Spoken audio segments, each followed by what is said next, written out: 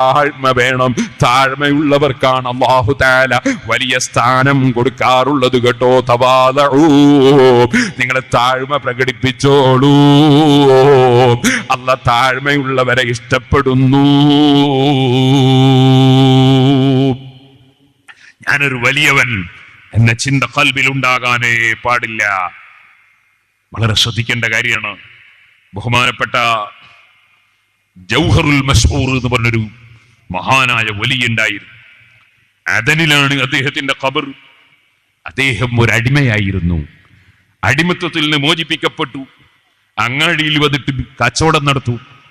അതുകൊണ്ട് കിട്ടുന്നത് അദ്ദേഹം ജീവിതത്തിൽ എടുക്കുകയും പാവപ്പെട്ടവർക്ക് വിതരണം ചെയ്യുകയും ചെയ്യും. പക്ഷേ വളരെ താഴ്മയാണ്. സാലിഹീങ്ങളെ സദസ്സ് പോയിരിക്കും, ആലിമീങ്ങളെ സദസ്സ് പോയിരിക്കും. അദ്ദേഹത്തിന് സ്വന്തത്തിൽ വലിയ വിവരമൊന്നുമില്ല, പക്ഷേ വളരെ താഴ്മയാണ്. ആ വ്യക്തി ബഹുമാനപ്പെട്ട സഅദുൽ ഹദ്ദാദ് റളിയല്ലാഹു അൻഹു വലിയ മഹാന. നല്ല ചൂടുള്ള ഇരുമ്പ് കൈ പിടിച്ചാൽ, ഇരുമ്പ് ചൂടാക്കി കൈ പിടിച്ചാൽ കൈക്കൊന്നും സംഭവിക്കൂല. അങ്ങനത്തെ വലിയ കറാമത്തുള്ള മഹാനാണ് സഅദുൽ ഹദ്ദാദ് റളിയല്ലാഹു അൻഹു. ആ സഅദുൽ ഹദ്ദാദ് റളിയല്ലാഹു അൻഹുവിന് മരണം ഹാജരായപ്പോ കൂടെയുള്ള മുരീദന്മാര് ചോദിച്ചു, ഉസ്താദേ, നിങ്ങളുടെ ശേഷം ഞങ്ങൾക്ക് ശൈഖായിട്ട് ആരാ ഉണ്ടാകുക? ബഹുമാനപ്പെട്ടവര് പറഞ്ഞു, ഞാൻ മരിച്ചാൽ 3-ാമത്തെ ദിവസം നിങ്ങൾ എനിക്ക് വേണ്ടി ദുആയും ദിക്റും അതുപോലെ ഖുർആനൊക്കെ നടത്തിയിട്ട് നിങ്ങൾ 3-ാമത്തെ ദിവസം എന്റെ ഖബറിന്റെ അടുക്കൽ ഒരുമിച്ച് കൂടിയാൽ, അവിടെ നിങ്ങളെ ദിക്റും ഖുർആനൊക്കെ കഴിഞ്ഞ് ദുആ ഒക്കെ നടത്തി കഴിയുമ്പോ നിങ്ങൾ ആ സമയത്ത് നിങ്ങളുടെ കൂട്ടത്തിൽ ഒരാളുടെ തലയിൽ ഒരു പച്ച നിറമുള്ള പക്ഷി വന്നിരിക്കും. അയാളായിരിക്കും എന്റെ ശേഷം സ്ഥാനത്ത് വേണ്ടത്. ശിഷ്യന്മാരൊക്കെ മുരീദന്മാരൊക്കെ വളരെ ആഗ്രഹത്തോടുകൂടെ പോയി അതെ ഉസ്താദിന് വേണ്ടി ദുആയും ഖുർആനൊക്കെ നടത്തി 3-ാമത്തെ ദിവസം ആ പക്ഷിയെയും കാത്തിങ്ങനെ ഇരിക്കുകയാണ്. വലിയ വലിയ പണ്ഡിതന്മാരുണ്ട്, വലിയ വലിയ മഹാന്മാര് പലരുണ്ട്. അവരൊക്കെ ഇങ്ങനെ എന്റെ തലയിൽ ഇരിക്കുമെന്നും വിചാരിച്ച് ഇങ്ങനെ ഇരിക്കുകയാണ്. അപ്പോഴതാ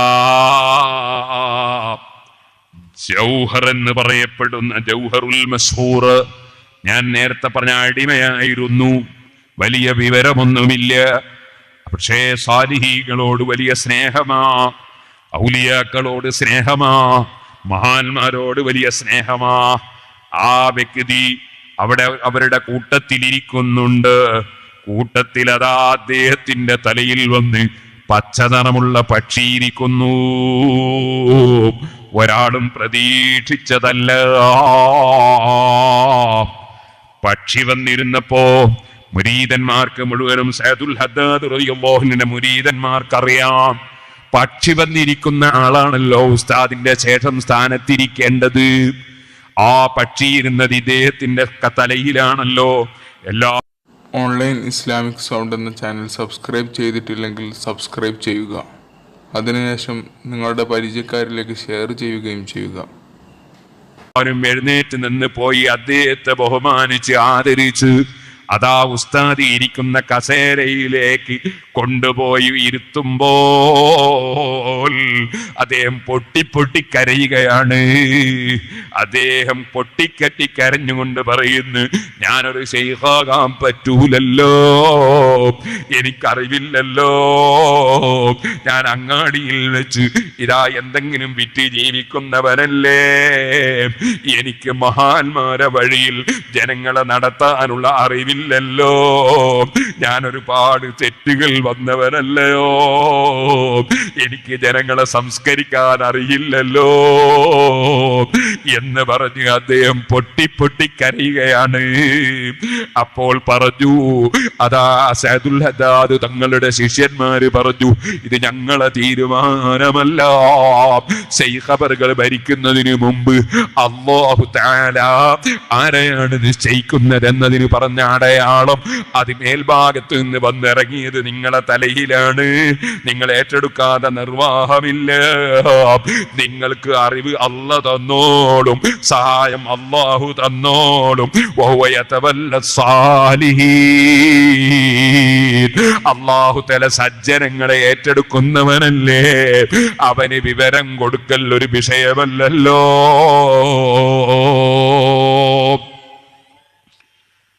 അദ്ദേഹം പറഞ്ഞു, എന്നാ പിന്നെ ഞാൻ ഇപ്പൊ കസേരയിൽ ഇരിക്കൂല, ഇരിക്കുന്നതിന് മുമ്പ് എന്നെ ഒന്ന് നിങ്ങൾ വിട്ടുതരണം, എനിക്ക് അങ്ങാടിയിലേക്കൊന്ന് പോകണം. അങ്ങാടിയിൽ പോയിട്ട് ഞാൻ പലർക്കും കൊടുക്കാനുണ്ട്, എനിക്ക് പലരും തരാനുണ്ട്, ആ കടപ്പാടുകളൊക്കെ ഒന്ന് വീട്ടണം, അതിനവസരം തരണം. നേരെ കടയിലേക്ക് പോകുന്നു, കൊടുക്കാനുള്ളതൊക്കെ കൊടുത്ത് വീട്ടുന്നു. അതേ, എല്ലാ കാര്യങ്ങളും വീട്ടി കടയിലെ കടയും കച്ചവടവും അവിടെ ഒഴിച്ചിട്ട് അതാ ജനങ്ങളെ സംസ്കരിക്കുന്ന പ്രവർത്തനത്തിന് വേണ്ടി അതാ ശൈഖിന്റെ കസേരയിൽ ഇരിക്കാൻ വരുന്നു. സുബ്ഹാനല്ലാഹ്. പിന്നെ അദ്ദേഹത്തിന് റബ്ബ് സുബ്ഹാനഹു വ തആല ഖൽബിൽ ഒരുപാട് വിവരങ്ങൾ ഇട്ടുകൊടുക്കുന്നു. അങ്ങനെയാണ് കേട്ടോ, ജൗഹർ എന്ന പേര് പോലെ തന്നെ പിന്നെ എത്രയോ കറാമത്തുകളും ഒരുപാട് വിവരങ്ങളും റബ്ബ് അദ്ദേഹത്തിന് ചൊരിച്ചു കൊടുക്കുന്നു. ദാലിക ഫദ്ലുല്ലാഹി യുതീഹി മൻ യശാ. അല്ലാഹു തആല താഴ്മയോടെ ജീവിക്കുന്ന ചിലർക്ക് റബ്ബ് കൊടുക്കുന്ന ബഹുമാനമാണ് കേട്ടോ. അതുകൊണ്ട് തന്നെ താഴ്മയോടെ ആ മനുഷ്യൻ ജീവിക്കേണ്ടത്. താഴ്മയോടെ ജീവിക്കുമ്പോഴാണ് റബ്ബിന്റെ ഇനായത്ത്, അവന്റെ സംരക്ഷണവും മേൽനോട്ടവും ഉണ്ടാകുന്നത്. ഇത് ഞാൻ പറഞ്ഞതിനാൽ എവിടെയെങ്കിലും തട്ടിപ്പിന് വേണ്ടി, പണം സമ്പാദിക്കാൻ വേണ്ടി ഏതെങ്കിലും ജാഹിലീങ്ങൾ ഇരുന്ന് ഞാനൊരു ശൈഖാണെന്ന് പറഞ്ഞു, ഞാൻ വലിയ ശൈഖാണെന്ന് പറഞ്ഞിരിക്കുമ്പോ അവിടേക്ക് പോയി ഈമാൻ കളയരുതേ. ചിലരുണ്ട് സുബ്ഹാനല്ലാഹ്, എനിക്ക് ഏർവാടിന്ന് കിട്ടിയതാ, അജ്മീർന്ന് കിട്ടിയതാ, അതുപോലെ തന്നെ അപ്പുറത്തുനിന്ന് കിട്ടിയതാ എന്നും പറഞ്ഞിട്ട് ഒരു വിവരവുമില്ലാതെ അന്യപെണ്ണിന്റെ കൈപിടിക്കുന്നവരും അന്യപെണ്ണിനെ റൂമിൽ കയറ്റുന്നവരും അതുപോലെ ഹറാമും ഹലാലുമില്ലാതെ പല ചികിത്സാ പരിപാടികൾ ചെയ്യുന്നവരും അതിലൊന്നും മുസ്ലിമീങ്ങൾ പെട്ടുപോകരുതേ. ആലിമീങ്ങളെ നിർദ്ദേശമില്ലാതെ ആലിമീങ്ങളിൽ തന്നെ നെല്ലും പതിരും വേർതിരിച്ചറിയാൻ കഴിയുന്നവരും സൂക്ഷ്മതയോടെ വിഷയം കൈകാര്യം ചെയ്യുന്നവരുമായ പണ്ഡിതന്മാരെ ഉപദേശമില്ലാതെ കാണുന്നവരെ ശൈഖാക്കി നമ്മളെ ഈമാൻ കളയരുതേ.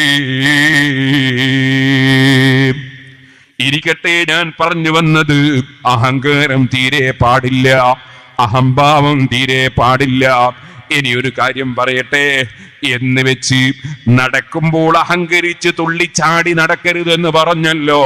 എന്നാൽ പിന്നെ തൊട്ട് തൊട്ട് കാലെടുത്ത് വെച്ച് മെല്ലെ മെല്ലെ പതുക്കെ നടന്നിട്ട് ഞാനൊരു വലിയ സൂഫിയാണെന്ന് വരുത്തി തീർക്കുന്ന ശൈലിയും പാടില്ല.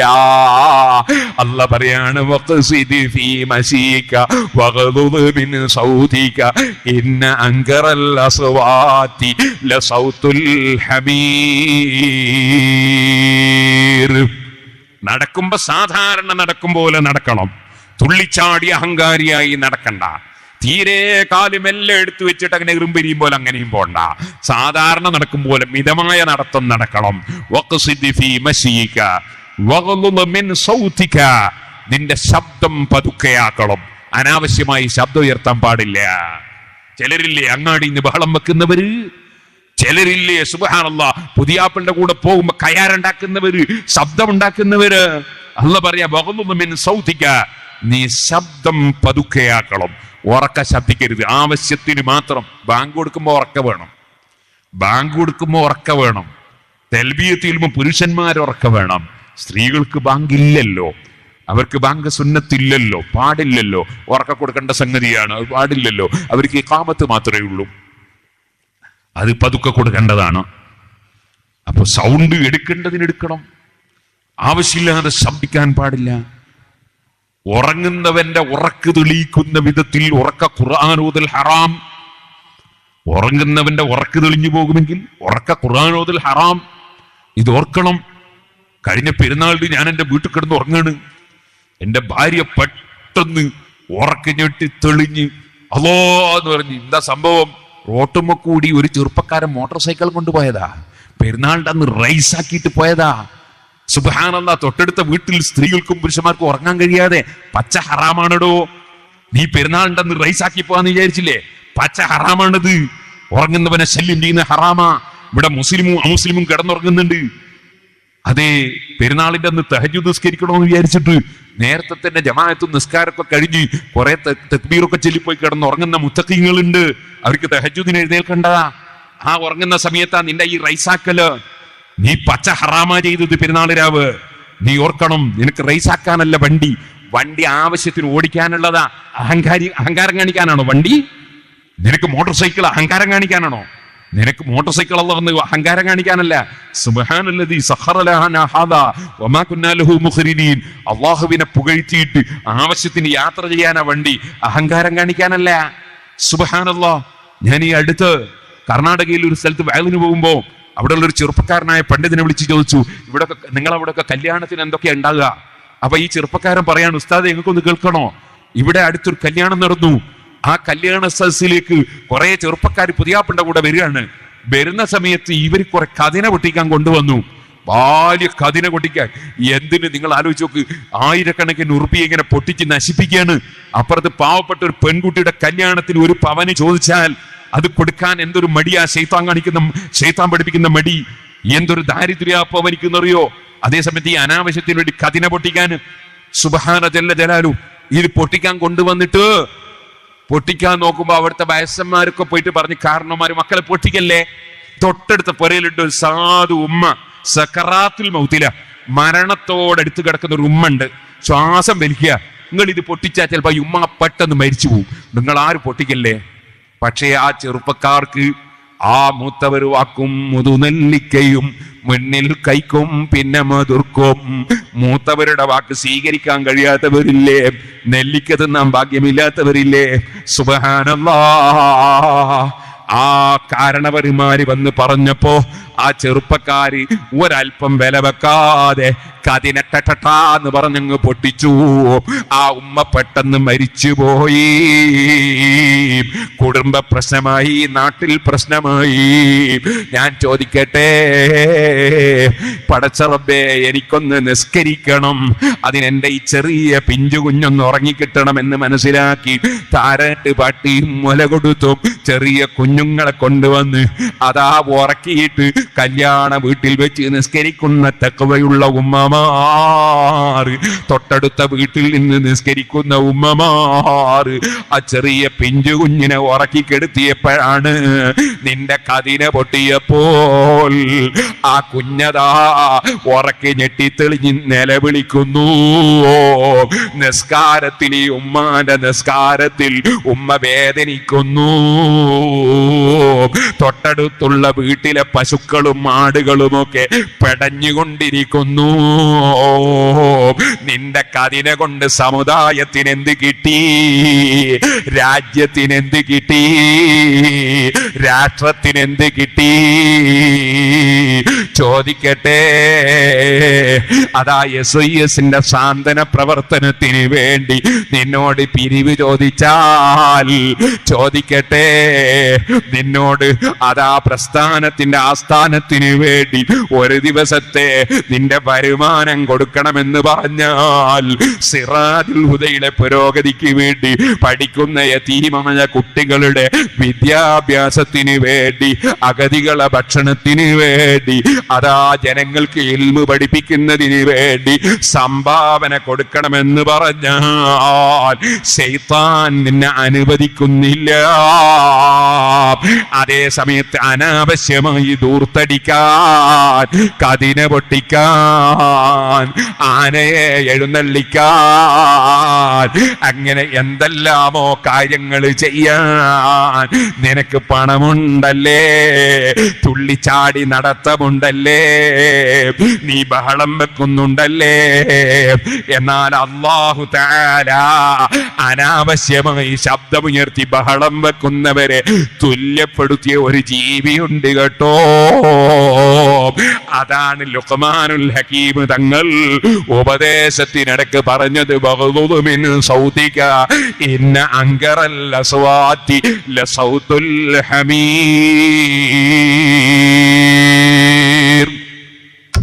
ഒട്ടകം, കുതിര, പശു, ആട്, അങ്ങനെ ഒരുപാട് ജീവികളുണ്ട്. ആ ജീവികളൊക്കെ ആവശ്യത്തിന് ശബ്ദിക്കാറുണ്ട്. പശുവിന് അതിന് ഇണയെ കിട്ടണമെന്ന് തോന്നിയാൽ അത് ശബ്ദിക്കും, ഭക്ഷണം കിട്ടാതിരുന്നാൽ കരയും. അങ്ങനെ പല ജീവികളും ആവശ്യത്തിന് ശബ്ദിക്കും. എന്നാൽ കഴുത എന്ന് പറഞ്ഞൊരു ജീവിയുണ്ട്. കഴുതയുടെ സ്വഭാവം എന്താ? അതിന്റെ പുറത്ത് ലോഡ് കണക്കിന്, അല്ലെങ്കിൽ അതിന് ഭാരം സഹിക്കാൻ കഴിയാത്ത അത്രയും ഭാരം കഴുതയുടെ പുറത്ത് വെച്ചു കൊടുത്താൽ എന്നെ കൊണ്ട് ഇതാവൂല എന്നുള്ള നിലക്ക് ശബ്ദിക്കൂല, ആവശ്യത്തിന് ശബ്ദിക്കൂല കഴുത. അതേസമയത്ത് ആവശ്യമില്ലാതെ ഇങ്ങനെ ശബ്ദിച്ചുകൊണ്ടേയിരിക്കും. ഈ പുതിയാപ്പിളുടെ കൂടെ പോകുമ്പോൾ ശബ്ദം ഉണ്ടാക്കുന്ന യുവാക്കളില്ലേ, ആവശ്യമില്ലാതെ ഒച്ചപ്പാടുണ്ടാക്കുന്നവര്, അത് കഴുതയുടെ സ്വഭാവമാണെന്ന് ഖുർആൻ പറയാ. ഇന്നങ്കറല്ല സവാത്തി അല്ല സൗത്തുൽ ഹമീർ, ശബ്ദങ്ങളെ കൂട്ടത്തിലെ ഏറ്റവും മോശമായ ശബ്ദം കഴുതയുടെ ശബ്ദമാണ്. അനാവശ്യമായി ഓരിയിടുന്ന ശബ്ദം, അനാവശ്യമായി ശബ്ദിക്കുന്ന ശബ്ദം, അത് കഴുതയുടെ ശബ്ദം അഗോചരമാണ്. ആവശ്യത്തിനല്ലാതെ ശബ്ദിക്കരുത്, ആവശ്യത്തിനല്ലാതെ ഒച്ച ഉണ്ടാക്കരുത്, തുള്ളിച്ചാടി നടക്കരുത്, അഹങ്കാരം പ്രകടിപ്പിക്കരുത്. ഓ മോനെ, എനിക്കും നിനക്കുമൊക്കെ മരണം മുന്നിലുണ്ട് കേട്ടോ. മരണത്തിന്റെ ഡേറ്റ് അറിയൂല. ഞാൻ നേരത്തെ പറഞ്ഞു, നമ്മളെ പ്രിയപ്പെട്ട അഷ്റഫിന്റെ ജ്യേഷ്ഠൻ പെട്ടെന്ന് മരണപ്പെട്ടു പോയി ഒരാഴ്ച മുമ്പ്. അല്ലാഹു അദ്ദേഹത്തിന്റെ ഖബറിൽ സന്തോഷം നൽകട്ടെ. സുബ്ഹാനല്ലാഹ്, നമ്മുടെ കൂട്ടത്തിൽ എത്ര ആളുകൾ പെട്ടെന്ന് കുഴഞ്ഞു വീട് മരിച്ചു, ഹാർട്ട് അറ്റാക്കായി മരിച്ചു, അല്ലാതെ മരിച്ചു. സുഹൃത്തുക്കളെ, ഈ മരണം പാവപ്പെട്ട എന്നെയും പിടികൂടാനുണ്ട്, നിങ്ങളെയും പിടികൂടാനുണ്ട്. ഡേറ്റ് അറിയൂല. എത്ര വലിയ യുക്തിവാദിയാണെങ്കിലും നിരീശ്വരവാദിയാണെങ്കിലും ചോദിക്കട്ടെ, നിനക്കെന്ത് അധികാരമാണോ ഇവിടെ? നിനക്ക് നീ ജനിച്ച ഡേറ്റ് നീ തീരുമാനിച്ച ഡേറ്റ് അല്ല, നീ ജനിച്ച നാട് നീ തീരുമാനിച്ചതല്ല, നിന്റെ ജീവിതത്തിലുള്ള ഒന്നും നീ തീരുമാനിച്ചതുപോലെ നടപ്പാകുന്നില്ല. നിന്റെ വയറ്റില് വേദനയും തലവേദനയും പല്ല് വേദനയും വീറ്റോ ചെയ്യാനോ സ്റ്റേ ചെയ്യാനോ ഒരു ഭരണാധികാരിക്കും നിനക്കും സാധ്യമല്ല. നിന്റെ സ്വന്തം തലയിൽ എത്ര മുടിയുണ്ടെന്ന് ചോദിച്ചാൽ എണ്ണം പറയാൻ നിന്നെ കൊണ്ട് കഴിയൂല. നീ സംസാരിക്കുന്ന സമയത്ത് നിന്റെ ശരീരത്തിൽ ഏതെല്ലാം നാഡിഞരമ്പുകളാണ് പ്രവർത്തിക്കുന്നതെന്ന് ചോദിച്ചാൽ നിനക്ക് പറയാൻ കഴിയൂല. നിന്റെ സ്വന്തം ശരീരം പോലും നിന്റെ അധികാരത്തിലല്ല. അധികാരം മുഴുവനുമുള്ള രാജാവില്ലേ, അവൻ നിശ്ചയിക്കുന്ന സമയത്ത് നീ എത്ര വലിയ അഹങ്കാരിയായി ജീവിച്ചാലും ഏറ്റവും വലിയ അഹങ്കാരി അള്ളാഹുവിനെ തള്ളിപ്പറയുന്നവനല്ലേ, അള്ളാന്റെ റസൂലിനെ നിസാരപ്പെടുത്തുന്നവനല്ലേ, ആലിമീങ്ങളെ നിന്ദിക്കുന്നവനല്ലേ, ജനങ്ങളെ സന്മാർഗത്തിലേക്ക് നയിക്കുന്ന പണ്ഡിതന്മാരെ അവമതിക്കുന്നവനല്ലേ, സ്വന്തം ബാപ്പ ഉമ്മയെ പരിഗണിക്കാത്തവനല്ലേ, കുടുംബ ബന്ധം മുറിക്കുന്നവനല്ലേ, സാധുക്കളെ സംരക്ഷിക്കാത്തവനല്ലേ. എന്നാൽ ചോദിക്കട്ടെ, നിനക്ക് അധികാരമുണ്ടോ? നിന്റെ മരണത്തിന്റെ ഡേറ്റ് തീരുമാനിക്കാൻ അധികാരമുണ്ടോ? നീ മരിക്കുന്ന സ്ഥലം എവിടെയാണെന്ന് പറയാൻ അധികാരമുണ്ടോ? ഒരധികാരവുമില്ലാത്ത പാവപ്പെട്ട അടിമയായ നീ യജമാനന്റെ അധികാരത്തിന് കീഴിൽ ജീവിക്കുമ്പോ ഇന്നത്തെ ദിവസം ഈ വഅദ് പറഞ്ഞ പാവപ്പെട്ട ഞാൻ മഗ്രിബും ഇശാഉം നിസ്കരിച്ചു, സുബ്ഹിന്റെ സമയം നിസ്കരിക്കാൻ ഞാനുണ്ടോ ഇല്ലേ? എന്നെ കൊണ്ട് പറയാനൊക്കൂല. ഓ നബിയേ, ഒരു വഅദ് പറഞ്ഞു തരണേ, അതൊന്ന് ചുരുക്കി പറയണേ എന്ന് പറഞ്ഞപ്പോ നബി സല്ലല്ലാഹു അലൈഹി വസല്ലം തങ്ങൾ പറഞ്ഞ മറുപടി തന്നെ, ഇദാ ഖുംത ഇലാ സലാതിക ഫസല്ലി സലാത മുവദ്ദി. നീ നിസ്കരിക്കാൻ നിൽക്കുമ്പോൾ ഇതെന്റെ അവസാനത്തെ നിസ്കാരമാണെന്ന നിലക്ക് യാത്ര പറയുന്നവന്റെ നിസ്കാരം നിർവഹിച്ചോ. സിറാജുൽ ഹുദ ആരംഭിച്ച് 10-28 കൊല്ലമായി. എല്ലാ കൊല്ലവും ഇവിടെ വഅദ് പറയാറുണ്ട്. വാള് നടത്താറുണ്ട്. വാള് പറഞ്ഞു തന്ന പണ്ഡിതന്മാർ, അല്ലാഹുവേ അവർക്കൊക്കെയും നീ ഖൈർ ചെയ്യണേ. വാള് കേട്ടവരും പറഞ്ഞവരും പലരും മരിച്ചുപോയി. സംഘാടകര് പലരും മരിച്ചുപോയി. എല്ലാവരെ ഖബറിൽ നീ സന്തോഷം നൽകണേ. ഞങ്ങളുടെ ഈ സദസ് അവസാനത്തെ സദസ്സാക്കരുതേ അല്ലാ. ഇനിയും ഞങ്ങൾക്ക് ഇൽമിന്റെ സദസ്സുകളിൽ ഒരുമിച്ച് കൂടാൻ അവസരം തരണേ അല്ലാ. എല്ലാവരും എഴുന്നേറ്റ് നിൽക്കണം. ദൂരെ നിൽക്കുന്ന മുഅ്മിനീങ്ങളൊക്കെ മജ്‌ലിസിലേക്ക് അടുത്തോട്ട് വരണം. നമുക്ക് ഫാത്തിഹയും സൂറത്തും ഓതി നമ്മൾ മരിച്ചുപോയ മുഴുവൻ ആളുകളുടെ പേരിലും ദുആ ചെയ്തുകൊണ്ട് നമുക്ക് പിരിയണം. അല്ലാഹുവേ ഞങ്ങളുടെ മജ്‌ലിസ് നീ ദുആക്ക് ഇജാബത്തുള്ള നീ പൊരുത്തപ്പെട്ട മജ്‌ലിസാക്കണേ അല്ലാഹ്. എത്ര വലിയ അഹങ്കാരത്തിൽ ജീവിച്ചവരും എല്ലാം അഴിച്ചു വെച്ചു പോയി. മരണം സംഭവിച്ചതോടുകൂടി അതാ എല്ലാ സ്വർണവും എല്ലാ വെള്ളിയും എല്ലാ കണ്ണടയും മോതിരവും വളയും വാച്ചും എല്ലാം അഴിച്ചു വെച്ചുപോയി. ഒറ്റയ്ക്ക് കൊണ്ടുപോയി കിടത്തിപ്പോയി. ആ കിടന്ന സ്ഥലത്ത് കട്ടിലിന്റെ കാലിന് ചിലർ മണ്ണെണ്ണ മുക്കിയ തുണി ചുറ്റുന്നു. കാരണം ഉറുമ്പ് കയറി വന്നാൽ തടുക്കാൻ ഇവനെ കൊണ്ട് കഴിയില്ല. സുഹൃത്തുക്കളെ, ആ മയ്യത്തിന്റെ സമീപത്തേക്ക് ചെറിയ പിഞ്ചുമക്കൾ വരുമ്പോ ആളുകൾ പിടിച്ചു മാറ്റുന്നു. മയ്യത്ത് കണ്ടു പേടിച്ചു പോകും. ഇന്നലെ ചുംബിച്ച മകനാണ്. സുബ്ഹാനല്ലാഹ്, മയ്യത്തായി പോയി. ആ മയ്യത്ത് കുളിപ്പിക്കുന്നു. സ്വന്തം കുളിക്കാൻ കഴിയുന്നില്ല. കുളിപ്പിച്ച് തോർത്തിയതിന് ശേഷം കഫൻ ചെയ്യാൻ പോകുമ്പോൾ നീ അന്യപെണ്ണിന്റെ മുഖത്ത് നോക്കിയ കണ്ണില്ലയോ? ഹറാം കേട്ട കാതില്ലയോ? ഹറാം സംസാരിച്ച നാവതാ തൊള്ളയില്ലയോ? അല്ലാഹു തആല ധാരാളം ചായയും കാപ്പിയും പാലും തേനും ഒക്കെ നിനക്ക് തന്നിട്ട് ഉമ്മയുടെ വയറ്റിൽ നിന്ന് പോലും ഭക്ഷണം തന്ന റബ്ബ്, പ്രസവിച്ചപ്പോൾ ഉമ്മയുടെ സ്ഥലങ്ങളിൽ നിനക്ക് ആരോഗ്യത്തിന് ആവശ്യമായ മുലപ്പാല് തന്ന റബ്ബ്, നിനക്കെല്ലാം തന്ന റബ്ബ്, നീ കുടിക്കല്ലേ, അത് നജസാണ് എന്ന് പഠിപ്പിച്ച കള്ളു കുടിച്ചവരാണോ നീ? നിന്റെ തൊള്ളക്ക് പരുത്തി വെച്ചുപോയി. എല്ലാ അഹങ്കാരിയുടെ അഹങ്കാരവും തീർന്നുപോയി. ആലിമീങ്ങളെ ചീത്ത പറഞ്ഞവന്റെ വായക്കും എല്ലാവരുടെ വായക്കും പരുത്തി വെച്ചുപോയി. ആ മയ്യത്ത് കൊണ്ടുപോകുന്ന സമയത്ത് നിന്റെ കൂടെ ഭാര്യയില്ല, മക്കളില്ല, നേതാക്കളില്ല, അനുയായികളില്ല, സ്നേഹിതന്മാരില്ല. നിന്നെ കള്ളു കുടിക്കാൻ നിർബന്ധിച്ചു കൊണ്ടുപോയ സുഹൃത്തുക്കൾ നിന്റെ കൂടെ ഇല്ല. വ്യഭിചാരത്തിന് വഴി കാണിച്ചു തന്ന നിന്നെ നരകത്തിലേക്ക് നയിച്ച സുഹൃത്ത് നിന്റെ കൂടെ ഇല്ല. നിസ്കരിക്കാതെ കിടന്നുറങ്ങാൻ നിനക്ക് പ്രചോദനം നൽകിയ നിന്റെ ഭാര്യ നിന്റെ കൂടെ ഇല്ല, ഭർത്താവ് നിന്റെ കൂടെ ഇല്ല. നിനക്ക് തെറ്റുകൾ ചെയ്യുമ്പോൾ കൂട്ടുനിന്ന ഒരാളുമില്ല. നിനക്ക് നിന്റെ ഖബറിൽ സൽക്കർമ്മങ്ങളെ ഉള്ളു കേട്ടോ. ആ ഖബറിൽ കുറെ കാലം കിടക്കണം. അവിടെ സുന്ദരമായി സന്തോഷത്തിൽ കിടക്കുന്നവരുണ്ട്, ദുഃഖത്തോടെ വിഷമിച്ച് നരകവും നോക്കി കിടക്കുന്നവരുണ്ട്.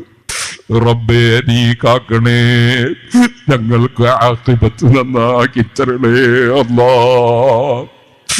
ഞങ്ങളാരും മഅസൂമീങ്ങളായ നബിമാരല്ല, മഹ്ഫൂദീങ്ങളായ കുതുബുകളല്ല. ജീവിതത്തിൽ എന്ത് തെറ്റുകുറ്റങ്ങൾ വന്നെങ്കിലും ഈ സദസ് പിരിയുന്നതിന് മുമ്പ് ഞങ്ങളെ ഏടുകളിൽ നിന്ന് മയച്ച് ഞങ്ങളെ മാപ്പാക്കി നന്നാക്കണേ അല്ലാഹ്.